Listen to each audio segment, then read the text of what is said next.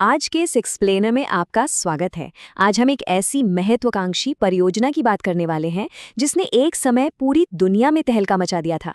भारतीय automobile industry की सबसे बड़ी क्रांति, टाटा नैनो।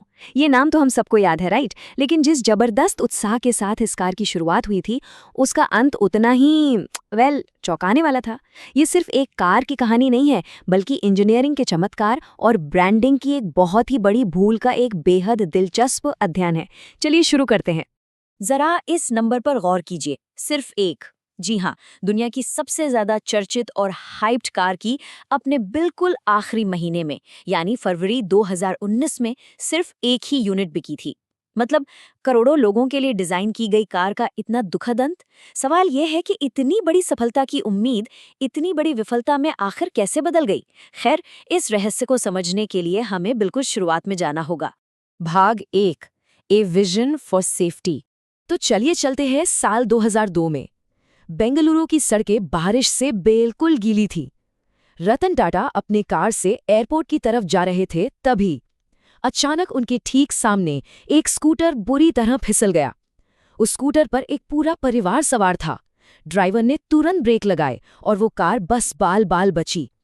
उस दिन रतन टाटा ने गहराई से महसूस किया कि भारत में करोड़ों लोग हर दिन दो पहिया वाहनों पर यूं ही अपनी जान जोखिम में डालते हैं। बस वहीं से उन्होंने एक सुरक्षित परिवहन बनाने का संकल्प लिया। और जानते हैं, इस विजन पर बहुत तेजी से काम हुआ। शुरू में तो खुद रतन टाटा ने स्केच बनाए। पहले 2 एक्स्ट्रा पहियों वाले स्कूटर का आइडिया आया, फिर बिना दरवाजों वाली बग्घी का।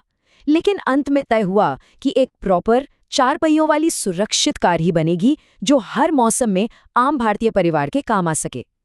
2002 के उस कॉन्सेप्ट से लेकर 2008 के ग्लोबल लॉन्च तक का ये सफर सच में कमाल का था। भाग 2, इंजीनियरिंग द इम्पॉसिबल। अब देखिए, टाटा मोटर्स ने यहाँ जो तरीका अपनाया वो सच में काबिले तारीफ था। ऑटो इंडस्ट्री में आमतौर पर क्या होता है, पहले कार डिजाइन होती है, फिर उसकी कीमत तय होती है ना? लेकिन टाटा ने इसके बिल्कुल उल्टा डिजाइन टू कॉस्ट का तरीका अपनाया।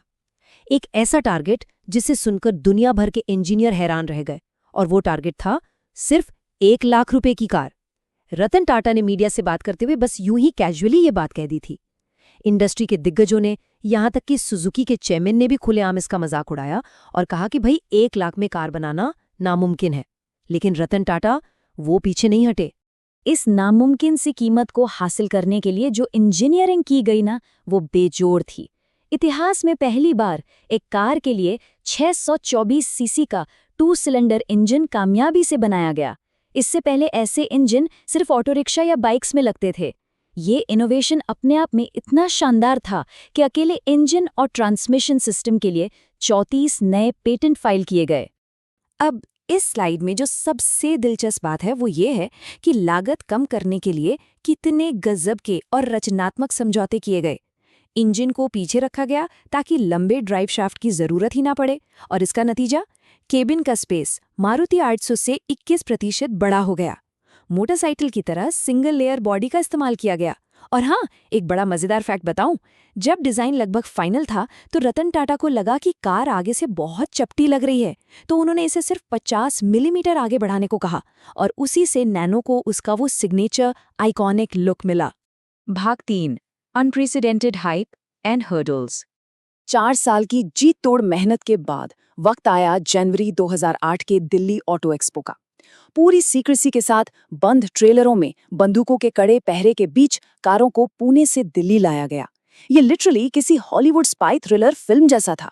अब एक्सपो के दिन मंच पर एक बड़ा सवाल था। घोषणा के इतने सालों बाद रबर और स्टील जैसी चीजों की कीमतें आसमान छू रही थी। सबको लगा कि अब तो कार की कीमत पक्का बढ़ेगी। लेकिन रतन टाटा ने माइक लिया और कहा कि डीलर प्राइस अभी भी 1 लाख रुपए ही रहेगा, क्योंकि ए प्रॉमिस इज ए प्रॉमिस, यानी एक वादा होता है। इस एक लाइन ने पूरी दुनिया की मीडिया में तहलका मचा दिया। और इसके बाद जो उत्साह दिखा उसकी तो आप कल्पना भी नहीं कर सकते। फॉर्म लगभग 3000 अलग अलग जगहों पर बांटे गए थे।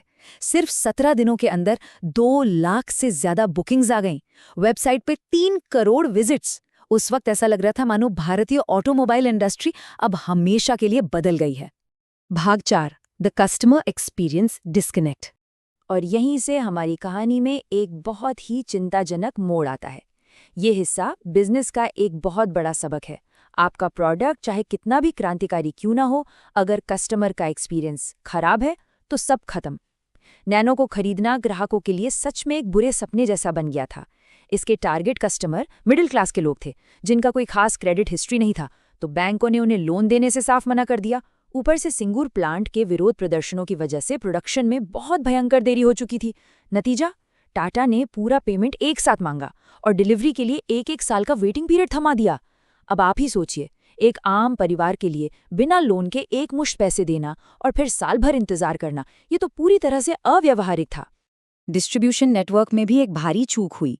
टियर 2 और टियर 3 शहरों पर फोकस करने के बजाय टाटा ने इस कार को बड़े शहरों के उन प्रीमियम शोरूम्स में रख दिया जहां टाटा सफारी जैसी गाड़ियां बिकती थीं। अब ये बहुत मायने रखता है, क्योंकि जो इंसान जिंदगी भर टू व्हीलर चलाता आया है, उसके लिए उन बड़े चमक-चमाते शोरूम्स के अंदर जाना ही बहुत अनकंफर्टेबल और डराने वाला था। ऊपर से कोटेशन देने का अनप्रोफेशनल तरीका। कुल मिलाकर वो अपने सही प्रोडक्ट को सही लोगों तक सही तरीके से पहुंचा ही नहीं पाए। भाग 5, द पुअर मैन्स स्टिग्मा। ये पूरे एक्सप्लेनर का सबसे क्रूशल साइकोलॉजिकल पॉइंट है। एक ऐसा पॉइंट जहां कार को सस्ता बनाने के लिए जो समझौते किए गए थे ना, वही उसकी सबसे बड़ी कमजोरी बन गए। जरा इन चीजों पे तेजी से ध्यान दीजिए। कोई एसी नहीं, कोई पावर स्टीयरिंग नहीं, सिर्फ एक वाइपर, सिर्फ एक साइड मिरर, पहियों में 4 की जगह सिर्फ 3 बोल्ट, बूट स्पेस खोलने के लिए पीछे की पूरी सीट उठानी पड़ती थी, और फ्यूल टैंक सिर्फ 15 लीटर का। और जब आप इसे स्टार्ट करते थे तो इसका इंजन बिल्कुल एक ऑटो रिक्शा जैसी आवाज करता था। ये सब देखकर ग्राहकों को लगने लगा कि यार, वो कोई कार नहीं बल्कि एक चलता फिरता कॉम्प्रोमाइज खरीद रहे हैं। और रही सही कसर सुरक्षा के मुद्दे ने पूरी कर दी। ग्लोबल एनसीएपी क्रैश टेस्ट में इस कार को अडल्ट और चाइल्ड सेफ्टी दोनों में 0 स्टार मिले, 0। इसके अलावा ब्रांड न्यू नैनो कारों में अचानक आग लगने की तस्वीरें और वीडियोस इंटरनेट पर वायरल होने लगे। हालांकि सच ये था कि हजारों कारों में से आग लगने की कुछ ही घटनाएं हुई थीं, लेकिन इस हाई प्रोफाइल कार की चर्चा इतनी ज्यादा थी कि ये नेगेटिव खबरें जंगल की आग की तरह फैल गईं। और ये बहुत ही शानदार तरीके से दर्शाता है कि ब्रांडिंग में शब्दों का कितना बड़ा खेल होता है।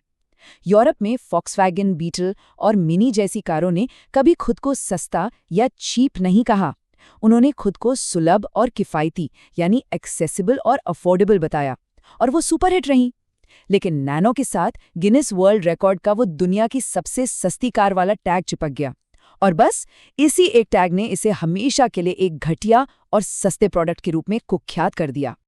देखिए, भारत में कार सिर्फ एक जगह से दूसरी जगह जाने की मशीन नहीं है, ये स्टेटस का सिंबल है। जब कोई परिवार कार खरीदता है तो वो समाज को ये दिखाता है कि वो लाइफ में तरक्की कर रहे हैं। लेकिन नैनो खरीदने का मतलब क्या था? इसका मतलब था पूरी दुनिया को चीख चीख कर ये बताना कि आपने सबसे सस्ती कार खरीदी है। इससे लोगों को लगा कि उनका सोशल स्टेटस ऊपर जाने के बजाय नीचे गिर रहा है। लोगों ने सोचा, इससे तो लाख गुना बेहतर है कि हम एक सेकंड हैंड वैगन आर ले लें या फिर एक बढ़िया सी बजाज पल्सर ही चला लें, कम से कम उसमें इज्जत तो ज्यादा है। भाग 6, एक क्वाइट डिसकंटिन्यूएशन। जब टाटा मोटर्स को ब्रांडिंग की इस भयंकर गलती का एहसास हुआ तो उन्होंने डैमेज कंट्रोल करने की बहुत कोशिश की। यूथ को अट्रैक्ट करने के लिए महंगे मार्केटिंग कैंपेन्स चलाए गए। पावर स्टीयरिंग वाली नैनो ट्विस्ट और ऑटोमेटिक गियर वाली जेनेक्स नैनो भी लॉन्च की गई, लेकिन नए फीचर्स के साथ कीमतें भी बढ़ गईं। और अफसोस की बात यह है कि वो गरीब की कार वाली इमेज लोगों के दिमाग में इतनी गहराई तक छप चुकी थी कि कोई भी अपग्रेड काम नहीं आया। फाइनली 2016 में टाटा ने खुद अपनी एक नई, बेहतरीन और modern car Tata Tiago launch की, और सच कहूं तो इसी कार ने ऑफिशियली नैनो का गेम ओवर कर दिया। इस कमर्शियल फेलियर का आंकड़ा सच में हैरान करने वाला है। जो कार करोड़ों भारतीयों के लिए एक मास मार्केट प्रोडक्ट के रूप में डिजाइन की गई थी, वो अपने पूरे 10 साल के जीवन काल में 3 लाख का आंकड़ा भी पार नहीं कर पाई, और अंत में बिना किसी शोर शराबे, बिना किसी फेयरवेल विज्ञापन या प्रेस कॉन्फ्रेंस के इसे बिल्कुल खामोशी से बंद कर दिया गया। रतन टाटा जी का ये कोट इस पूरे सफर को बिल्कुल सटीक तरह से समेट देता है। उन्होंने खुद ये बात मानी कि जनता और यहाँ तक कि कंपनी ने भी इसे सबसे सस्ती कार का जो टैग दिया, वो बहुत दुर्भाग्यपूर्ण था। उनका सपना इसे पीपल्स कार यानी जनता की कार बनाने का था, लेकिन अनजाने में ये सिर्फ गरीब आदमी की कार बनकर रह गई। तो इस पूरे एक्सप्लेनर के अंत में एक बहुत बड़ा सवाल हमारे सामने खड़ा होता है। क्या बेहतरीन इंजीनियरिंग और एक बहुत बड़ा विजन कभी भी किसी गलत साइकोलॉजिकल स्ट्रैटेजी या खराब ब्रांडिंग के सामने टिक सकता है? आपका प्रोडक्ट तकनीकी रूप से चाहे कितना भी शानदार क्यों ना हो, अगर वो लोगों की भावनाओं और उनकी साइकोलॉजी को नहीं समझता तो उसका भविष्य अंधकारमय हो सकता है। ब्रांडिंग और कंज्यूमर साइकोलॉजी का ये सबक यकीनन हमेशा याद रखने लायक है।